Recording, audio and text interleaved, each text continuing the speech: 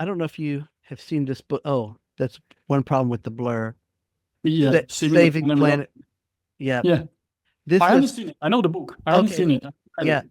This is the book by Assaad Razzouk, who I'm a fan of, and I even had him sign it when I met him, Wow, because he nice. had his book launch at the Lee Kuan Yew School of Public Policy. And before that, I had listened to his podcast, the Angry Clean Energy Guy, and Mhm. I'd even recommended him when my wife was working on a documentary for Channel News Asia called Carbon Conundrum. She was looking for experts, and I alerted her about him, and he was even incorporated in that documentary.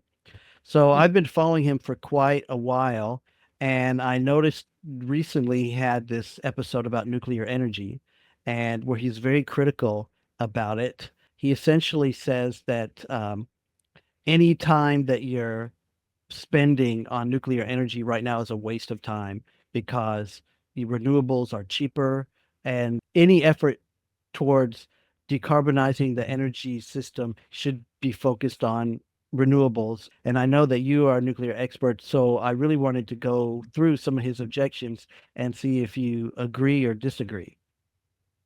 Sure. Happy to do that. The first one he says is nuclear power is expensive, that nuclear power costs 4 to 5 times as much as solar and wind power.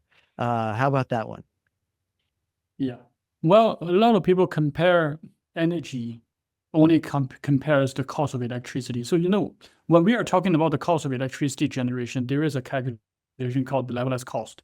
So you compute the amount of electricity over the lifetime of the plant, then it gives you a number. So how many cents per kilowatt hour? So Okay. very often, because the solar and wind is so cheap because of capital cost, etc., so they're really cheap. But they forgot one fundamental importance is nuclear energy. When it comes to power production, it is for 24/7 continuous.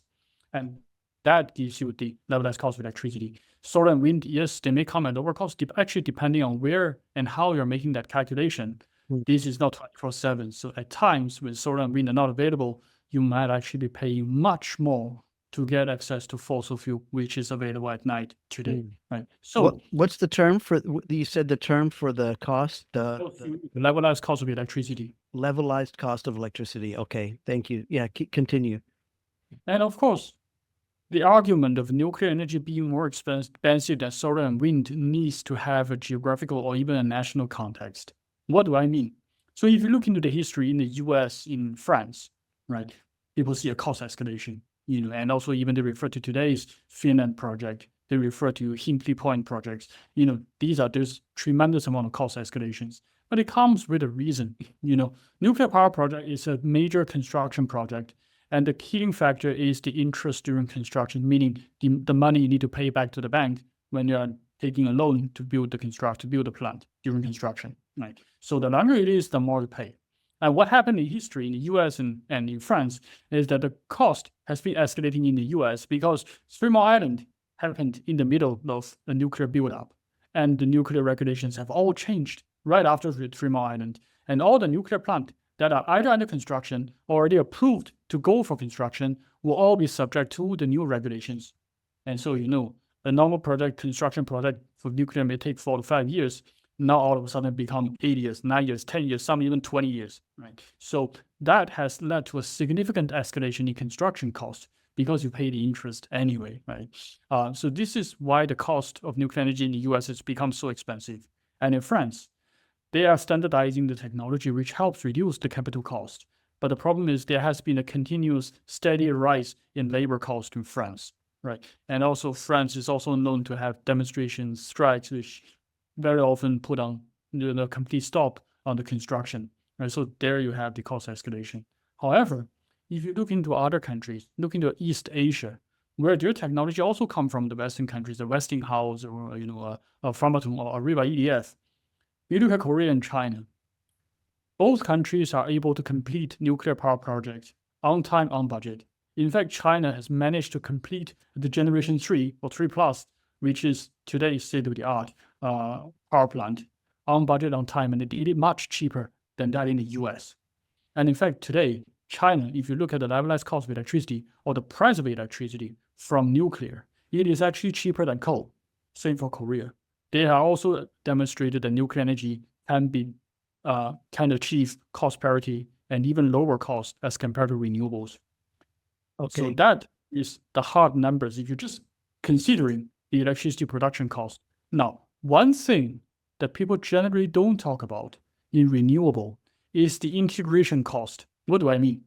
Meaning you can build a solar farm, you can build a wind farm, and there you can compute what is the cost of electricity from these solar farm systems or generating when they're generating electricity. But one thing people forget is that to bring this electricity from the solar farm and wind farm to the main grid, there is a lot more that you need to do. So first of all, you need to make sure that the intermittency is properly addressed. Maybe you need energy storage if you go for large scale. And also making sure there is someone that's balancing your intermittency. Say, for example, actually a coal-fired power plant. That's what it does to balance the intermittency, to balance out what we call frequency regulation, right? So all of these cost, energy storage, grid connections, upgrading the grid to make sure they can tolerate the intermittency, having somebody to run the frequency regulation and balancing the intermittency, all of these costs are not factored in. So if you factor in the full cost of renewables, they cost much more than what we know. The next point that he raised in the podcast, that nuclear power is polluting, and he says nuclear power pollutes 30 times more than solar and wind energy. What do you have to say about that one? Yeah. Well, we all grew up in the age of Simpsons, right? So if you watch The Simpsons, nuclear energy grows in green and it all spews out this slimy green liquid that is polluting everywhere. And there's tremendous amount of nuclear waste that is just waiting to create trouble for the next generation. It creates the three-eyed fish, the mutant fish in the water on The Simpsons. Yeah. Yes. And the movie Godzilla also didn't do nuclear favor because you launch nuclear bombs, you create a giant laser, which will never happen. And also, it's also say even the steam out of the cooling tower of nuclear is radioactive, which of course, if you think about it, it reflects the sentiment. After 3 Mile Island, after Fukushima, after Chernobyl back in the days, that people have that sentiment against nuclear energy because they think it's not safe. But then again, if you refer to the science of nuclear, radiation from uranium, and that's the source of radiation in nuclear, and that's the nuclear fuel, right? Radiation from uranium will never glow in green.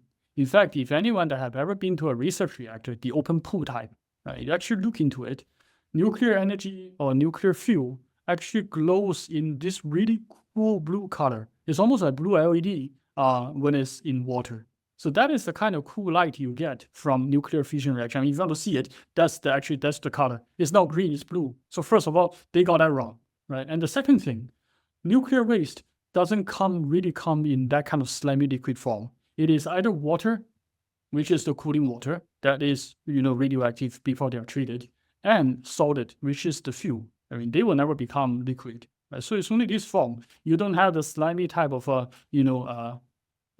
green color kind of slime. That is what you get from a petrochemical plant or from a chemical plant. Those are really polluting. So if nuclear power plant is polluting, well, you're referring to the Simpsons and not the engineering, the real plant. In fact, nuclear plant, compared to solar and wind manufacturing facilities, nuclear plant is subject to maybe 100 times more regulations as compared to the other manufacturing sites. So every single movement of any bit of waste, any close waste, has to be monitored, right? And if they are radioactive or even remotely radioactive, yes, they will be subject to multiple levels of control, inspection before they can even be handled. Not to say discharged, thrown away. Even handling requires multiple layers of regulation. Whereas in solar and wind, actually, what many people also don't know is that the manufacturing process of solar cells involves the use of toxic chemicals and toxic elements. It's not that people are unethical, but because the manufacturing process of solar cells requires the addition of certain metals or certain chemicals in order for them to make a solar cell, and hence the manufacturing people are exposed to this toxic waste. And the thing is that the wafer fabs or the solar manufacturing facilities are not subject to the same level of regulation as nuclear. There is actually a possibility of uncontrolled waste discharge from these manufacturing facilities, which that can really kill people. Okay. We'll set Chernobyl aside. We'll talk about that maybe later. But I get your point. So let's move on to the next issue that he raised. which is that nuclear power plants take a long time to build. Nuclear power plants take 15 years longer to build than solar and wind facilities. You touched on this a bit at the beginning, but why don't you just explain that a little bit further? Yeah. So a typical construction time for nuclear power plant is around 5 years. This is usually the planning horizon. So 5 years meaning from the date, the first pour of concrete, right? We call it FCD, that first concrete pour date, until the time you complete the plant connecting to the grid is usually around 5 years. And this is how we budget for nuclear power construction cost. Right? And this is how you apply for bank loan, calculating the LLS cost, et cetera, et cetera. So what happens or what would make a nuclear power plant construction time go overrun, right? Meaning you have overrun construction time, budget overrun. So usually two or maybe three things would happen. So first of all, look at in the US. After 3 Mile Island, there's a change in regulation, right? And whatever plant that are under construction now need to be in compliance with the new US regulatory Nuclear Regulatory Commission's requirement. So all plants need to go through an audit. Many of them has to go through engineering changes, right? And when that happens to a construction project, even making a change could take a year or two, maybe longer. And when you implement that change, and lots of things needs to be changed, right? I mean, this is a major construction project of the complexity of a nuclear plant. You have millions of connections, multiple equipments, etc. So that you will have a delay in construction. Second, more from the civil society part, lawsuit, right? Public complaints and demonstration. So there you have also in the US and France. If people go on demonstration, yes, everything stops, right? And I can even go to a lawsuit directly from my county administration office to the nuclear power plant owner, right? We can sue them. And the lawsuit, can last for 2 years, 3 years, maybe even longer. So that also contributing to the delay factor. The last one, usually not a major one, is when you start thinking about, this is related to supply chain. If there's a bottleneck in the supply chain, they're supposed to deliver some major equipment, but it's delayed. Okay, there you have a delay in construction. But this is usually not a main constraint for nuclear industry. So which leaves really regulatory change and the civil society part. This is what contributing to the escalating cost of nuclear and also construction time overrun. And that's also the magic, if you like. Mhm. China and Korea managed to do well in managing budget, also managing construction time. And also France, in a way, also did it right because when the nuclear builder or owner started building nuclear power plant, they maintain a very close regulatory relationship. To say that in every step they consult the regulator, and the regulator gets involved in the approval in the whole design change or whatever process, so that the regulator knows or can even anticipate what changes might happen in the plant. So there's a timely approval of any changes or variations. Whereas in China, everything will be approved way ahead of time. Everything planned in a proper manner, as what the country is known for, and then you go to construction without any surprise. Korea followed a similar model, right? Everything being planned properly, and then just follow through, right? The technology that you were referencing for the China examples that are recent, positive examples, those are not SMRs. That's just the latest full-blown nuclear power plant, large reactor. Yeah. Okay. The next point is kind of his core argument that nuclear power is not necessary to solve the climate crisis. Assaad argues that we should be accelerating the deployment of solar, wind, and batteries. Nuclear reactors coming online in 2040 or 2050 will be too late to help. Okay. In a way, he might have a point, right? Because nuclear energy does require a long lead time. Not so much construction per se, but you need to have a proper planning period, then a decision period, licensing approval in order for you to have a plant, especially in what we call newcomer countries, like Southeast Asia or other countries that have never built a nuclear power plant. Takes time, that's correct. Solar and wind, yes, they come faster because these come from a manufacturing facility. China, being the major exporter, is occupying 90, even 95% market share in solar panel, in wind, and also in energy storage. So yes, in the very short term, you want to satisfy a part of your climate commitment, you could go for renewable energy. right? But the problem is we should also not forget that renewable energy and energy storage manufacturing process is very energy intensive. They themselves require a huge amount of energy in order for them to be manufactured. And guess what energy that China is using is coal, right? And in most of the major PV production facilities, for example, you can find China, very fast rising India, and then now Southeast Asia, everywhere is dominated by coal. A fast rising deployment of solar actually means a rising consumption of coal. Right? So whether that justifies climate change mitigation is a very big question mark. And now, just referring to our earlier discussion, solar and wind only works when the weather conditions are favorable. So at night, there is no solar. In a calm summer day, there is no wind. But most time, we require energy, right? Summer night, you will need air conditioning, right? With time, if it's a calm day, we also need a lot of energy for heating. So that goes back to fossil fuel. And so this exposes the major problem, of energy access. For example, imagine a day where we go 100% renewable. And if there is a supply gap in the next 2 to 3 weeks, we will not have access to energy. And that will be a major problem, not just the residents. For us, we could leave. We have other ways, of sustaining ourselves. But the manufacturing facilities, pharmaceutical industry, for example, the hospitals, right? And also community services providing 24/7 response, for example, emergency response. Well, those will be interrupted, right? They will be disrupted big time. And that will really put society in jeopardy. And that is not something that we can tolerate when we talk about just energy transition, right? The sustainability has 3 pillars, right? People, planet, profit. And it's not all about the planet, although it's important, but it's not all about it's the people and also the companies that needs to continuously to operate. And one that was never raised in discussion is that nuclear energy, yes, it is a power source, but nuclear energy can also be a source to support industrial development, meaning that if you want to scale up, say, for example, data center or refineries, right, or petrochemical plant, pharmaceutical manufacturing, or today in AI's world, semiconductor manufacturing, renewables will simply be not enough, right? No matter how you scale up renewable, you just won't be able to meet that kind of energy demand.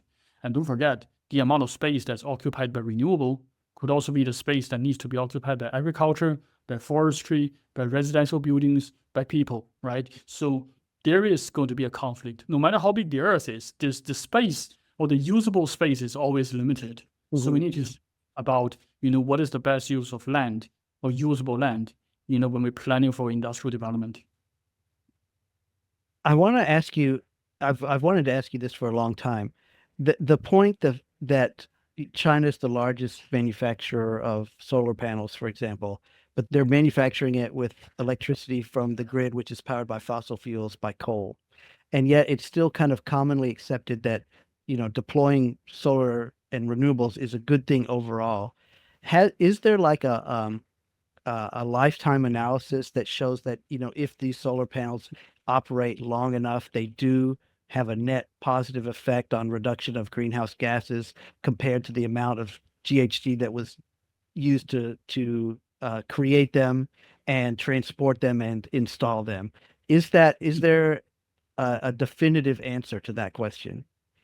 Yes. Okay, so I can confirm that. So from my own life cycle assessment of solar and wind, yes, the amount of carbon emissions that goes into making these panels and wind turbines compared to the amount of carbon emissions they would save, reduce from an equivalent coal-fired power plant or even a national grid, yes, there will definitely be decarbonization with the use of solar and wind. That I can give you the definitive answer. But a proper life cycle assessment, across all the power sources or energy sources will quickly show that actually hydropower will probably give you the lowest carbon footprint.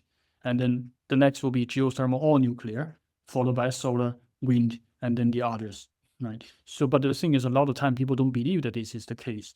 They just think that nuclear energy shouldn't have a very low carbon footprint because of, there simply isn't a sustainable energy source to begin with. And of course, people use very old numbers, the old days assessment to, talk about life cycle carbon footprint of nuclear. So which Okay. is outdated. Those are not correct anymore. Okay. let's move on to talk about what is the latest technology, what's the hype of SMR. First, can you just give a brief definition of what does SMR mean? What makes an SMR a small modular reactor? So now the world is moving, because Fukushima seems to tell us large reactors are difficult to manage because of decay heat, because of large capacity. In the event of an accident, it is difficult to manage, right? So what if we can make the reactor smaller, right? In fact, maybe we can even make it modular. So rather than managing a large construction project, we manage an on-site assembly project with modularized, components, right? So this is the birth name of small modular reactor. Small, as in smaller capacity, by the IEA or International Atomic Energy Agency's definition, is a reactor that is smaller than 300 megawatt in terms of electric output. That qualifies under the small modular reactor. Modularity is, I just explained. So this is broadly the definition for SMR. Believe me, on paper, it sounds good to me that if SMRs really are as good as they claim to be, and then when you're having like these new developments that are going to be very energy intensive, like data centers, it makes good sense to think that you could just be, managing this new demand for energy with SMR as you go along. But tell me, what's the reality of SMR? Yeah. So SMR does seem to hold a promise, especially when they are smaller, Fukushima proof, right? I mean, this is the bottom line that we want today. No risk of core melt and no risk of a serious accident like Fukushima.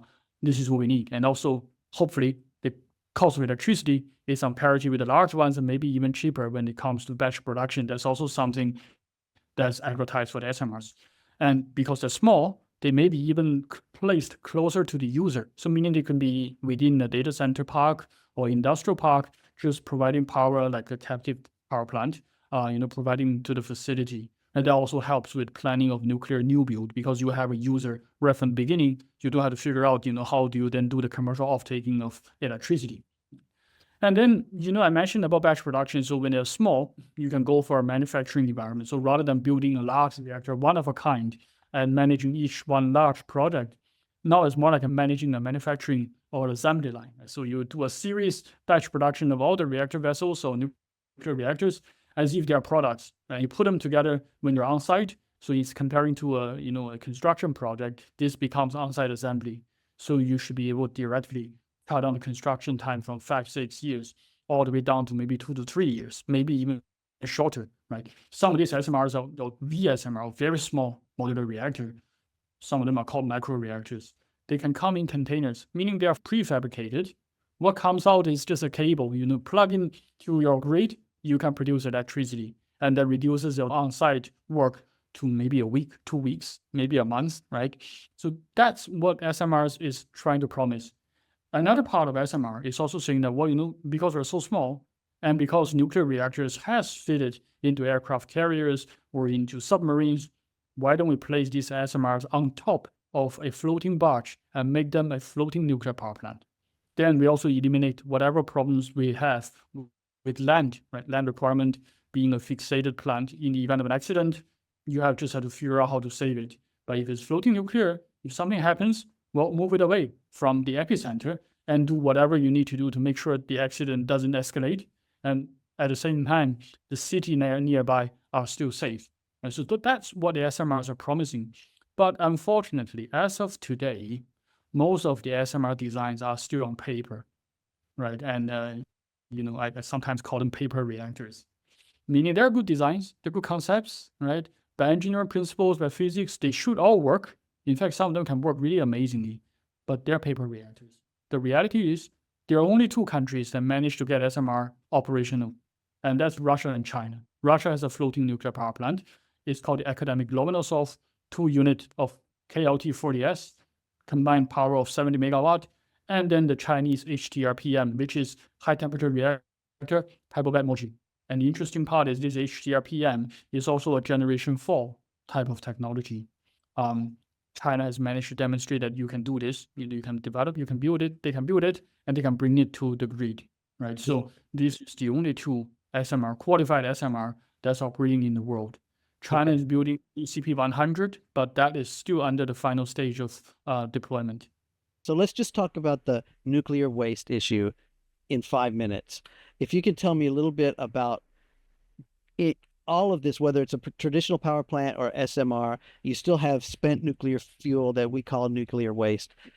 Isn't that a threat to the environment or to people, or how is this being dealt with? And can you make me feel better about it? That's a good question. Sure.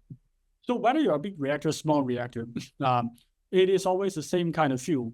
If you're talking about light water reactor or pressurized water reactor, it is always the solid form of fuel that we're dealing with. And so whether it's a big reactor, small reactor, these nuclear fuel always become spent fuel the moment they have finished their fuel cycle in the reactor, and then they're being retrieved. So once they're retrieved, there's still the big enemy, which is decay heat that we need to deal with. And which is why you see there's always a swimming pool, what we call a spent fuel pool, that is within the nuclear facility. So upon retrieval of the spent fuel or the reactor from the reactor core, they will be placed in those swimming pools. So in the next few years, they need to be cooled by the cooling water to make sure that there's no escalation of heat, so that you will not have a fuel meltdown in that sense, right? And only after a few years, then the decision needs to be made whether these spent fuel will be taken out of the pool, put into dry gasket for dry storage, permanently sealed off, or whether they will be sent to a facility, properly guarded, and wait for a technology to be ready for making further use of this fuel, right? So we always call it this. That's the reason why we always call it a spent fuel rather than nuclear waste straight, because, for example, in Japan and France, there are reprocessing facilities that can reprocess the spent fuel and make them into MOX fuel or heavy metal oxide. So it's a composition of uranium and plutonium inside the same fuel that you take out from the reactor, and make them into new fuel. And this new fuel can then again be used by modern light water reactors. And by the word modern means most of the existing operational light water reactor can use this MOX fuel. So the idea is to get more juice out of the same orange and improve the economics of nuclear energy generation. So that is the practice that the industry is doing, is hoping for. At least in France, in Japan, the industry is practicing reprocessing. And then only after reprocessing, and then after the new fuel has been used again in the reactor, that is where we need to think about what to deal with. And that really becomes what we call a high-level waste. High-level waste means they are highly radioactive to the extent they are radiotoxic. So they need to be shielded, guarded, properly protected, right? And this is where the back-end management or the spent fuel waste management practice comes in, right? The International Atomic Agency has several publications with very detailed recommendations and even technical documents guiding countries and power plant owners what to do in dealing with spent fuel and radioactive waste. And in fact, it is probably the most regimental process of waste management as compared to any other form of industrial or maybe even domestic waste for that matter, right?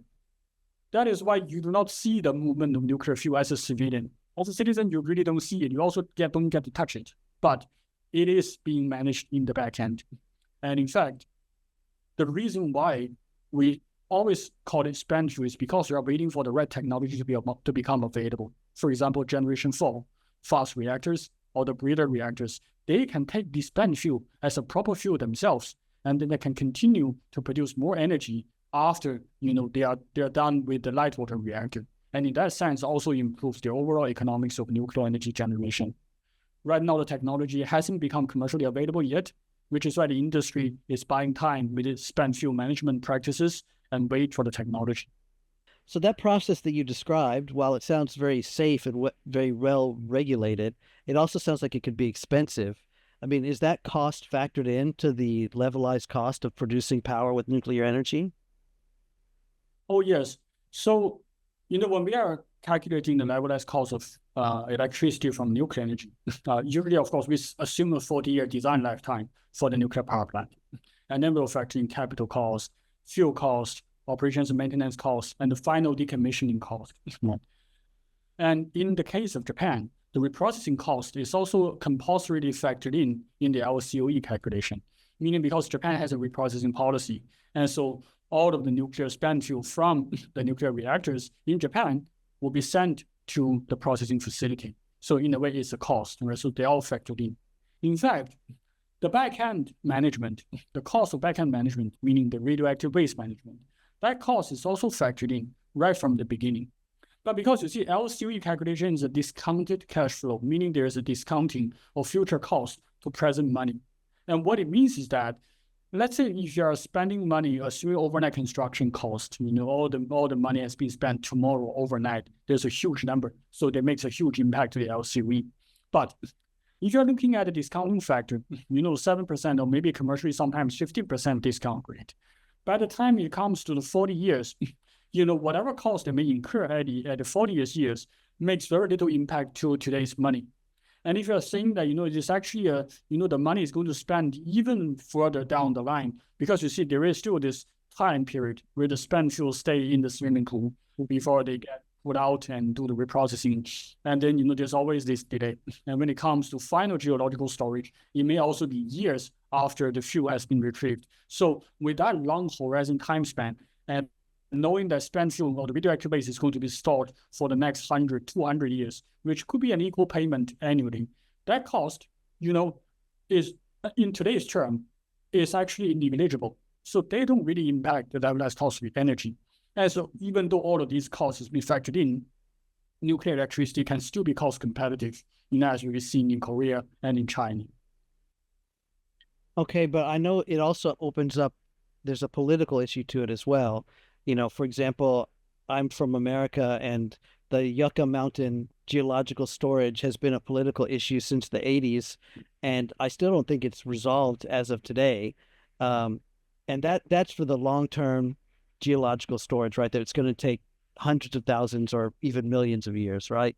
But if we can't have a political solution like that, how realistic is it to expect that nuclear energy can be adopted and used safely and effectively? Yeah. So as I mentioned, the spent fuel management, or the way that we are managing spent fuel and radioactive waste, at least the high level waste, is actually waiting for the technology to become ready. Right? We are hoping that generation 4 fast reactors or breeder reactors, they will be online much earlier, say 2032, 2035, and then they can start incinerate these spent fuel. So we don't have to deal with radioactive nuclide that is so long living for millions of years, maybe several hundred years, several thousand years. It is a significant shortening of the time frame to manage this waste, but they're not available yet. And at the same time, we also don't see, this is also drawing reference to The Simpsons, right? Spent nuclear fuel or nuclear waste is not in any funny form, it's not slimy, it is not radioactive steam. They are in solid. Right? They are actually neatly packed in canisters or containers, right? They are probably so neat and so clean. If you ever go into Yucca Mountain storage site, you might find it cleaner than your neighborhood, rubbish management facilities or, any other waste management facilities. And that is what you have for nuclear waste management. And people don't know that. They watch The Simpsons, they see that this is mountains of slime, a greenish color nuclear waste that is seeping into the ground and then flowing into your house, which will never happen because nuclear waste don't come in that form, and it is never green in color. Right. Okay. I wanted to go over a few other points that Assaad Razzouk raised. He doesn't think nuclear power is necessary to solve the climate crisis. And one of the reasons he says that is because he believes that the electric grid can cope with the variable supply from renewables by using a mix of solar, wind, interconnected grids, and battery storage. Does that sound realistic to you? Well, in a limited scope, what Assaad is arguing is not 100% wrong, but he did make the argument by making a few statements, by making a few important points. If you want to integrate renewable energy, it needs to be connected into a larger grid, right? Either interconnected grids or a large national grid. And you need energy storage to manage the fluctuations of renewable energy because they produce energy as and when the weather is favorable. But what most people don't know is the other technical effects of renewable energy, especially wind energy, has on the power grid. So what wind energy produces in addition to variable energy output is harmonics. Think of harmonics as noise onto the in the electrical grid. The more noise you have, the more problematic you get, right? And so because of these harmonics, the only way to balance it is to balance these harmonics from the spinning wind turbine using another harmonic source. And the only harmonic source that we have is the turbine generator. either from fossil fuel plant or in places where you have the geology, hydropower. Like most countries would have the balance of the wind using fossil fuel. Coal-fired power plants, for example, can do the balancing, which most people don't know. And this is exactly what's happening. And also because compared to the amount of fossil fuel capacity in the grid, renewable energy, no matter how fast they're developing today, it is still much, much smaller compared to the share of fossil power in the grid, which means that whatever harmonics or variability that's created by renewable can be probably compensated by fossil fuel. And we don't see that issue. And also one problem is that although battery I mentioned can address the issue of intermittent energy supply, but battery cannot solve the problem of harmonics. In fact, harmonics may also be detrimental if they are not managed properly to the lithium-ion battery storage, because these are induction power that need to be dealt with, whereas lithium-ion battery is dealing with real power, real energy, whereas induction power, induction energy, think of it as energy, but it doesn't really exist. It is noise, it need to be canceled. If not, you will make your symphony a lot more difficult to hear. Okay, thank you. Let's move on to this other point. Because we'd said that, we're looking at AI and data centers as like a good use case for SMRs to, kind of meet that demand as you go, especially like localized. But he's saying that the overall demand for electricity from AI and data centers has been exaggerated, and that really the IEA concluded that AI will drive only about 5% of electricity demand growth. Does that change the argument for, say, for example, SMRs? I think to a certain extent, Assaad is right. The bulk of the energy demand in the future will not come from data center. Right? If you think about, the fundamental structure of our national economy or global economy, it is still the heavy manufacturing or the manufacturing sector that will account for the majority of energy consumption. And all of these most of these manufacturing facilities require stable energy output, right? Means that, for example, petrochemical plant, pharmaceutical plant, semiconductor, right? They all require 24/7 continuous energy supply. And many of these companies are in the league of Fortune 500, RE100, or companies that are in clubs where they need to become carbon net zero by a certain time frame. Data center is one of these groups, right? They need 24/7 carbon-free energy, and that is already the baseline. It is no longer saying that we're mitigating, but this is the baseline. You need to achieve 24/7 carbon-free energy by timeline. So the question is, how can these companies or segments get or guarantee 24/7 carbon-free energy? From renewables, if let's say with solar and wind, there's always a certain period of time where there's no solar radiation, or maybe there's no strong enough wind, so you don't have that energy. You don't have the 24/7 carbon-free energy. And so you will have to go back to fossil fuel, which is not good, either economically or environmentally. It is no longer favorable or no longer sustainable, right? So this is where nuclear energy comes in nicely to provide that stable 24/7 carbon-free energy to manufacturing, to a data center, or in fact to any day-to-day activities of human society. We need nuclear, and this is also why you see Microsoft and Google, these AI companies, now are going after small modular reactor, because that is where you can have guaranteed 24/7 carbon-free energy supply. Next point. SMRs are just hype, and investors could lose money, and kind of like the hydrogen bubble. What do you think of that argument? Yeah. So right now, the reality is lots of companies are saying that they're developing SMRs. If you look at the IEA's map on small modular reactor development globally, you're counting hundreds of different designs. Whereas in the world, there's only two countries, or rather two projects, SMR projects. One in Russia, floating nuclear power plant, and one in China, Generation 4 HTRPM, or high temperature reactor pebble wet modules. So yes, I somewhat share the skepticism of Assaad. There's so much promises about SMR, but at the end of the day, most of these SMRs are paper reactors, right? That's what I call them, a paper reactor. They're on paper, right? Of course, from engineering, scientific point of view, they should work, right? They are technologically sound, they're physically sound, but whether they can be commercially proven, that's another question, right? And then again, if you look at where the applications for SMRs versus a large reactor, yes, SMRs may be for some specific countries or specific cases where there's a need for this. For example, concern over land space.